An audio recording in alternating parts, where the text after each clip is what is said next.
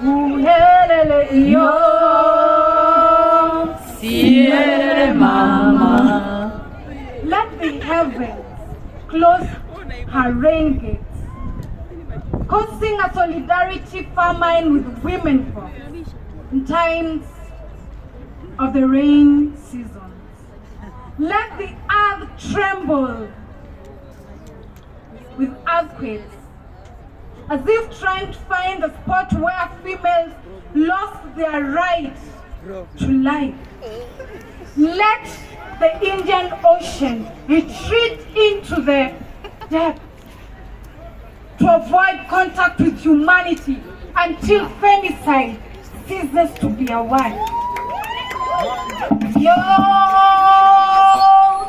sielele mama, uhelele. Yo, sielele mama. Let the Kirinyaga band and the Mugumo come crashing down with disappointment and despair for the violence caused and meted to her daughters. Let the spear become slippery in the hands of the Moran, making them an easy prey to the wildlife, until all forms of violence against women burn in flames. Let the Nile disown her Kenyan source and let Victoria dry up, taking with them livelihoods as a punishment for the dignity denied to women.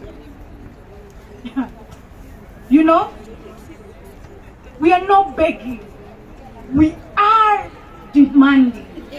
Your silence and arrogance will not make you deaf to our collective voice.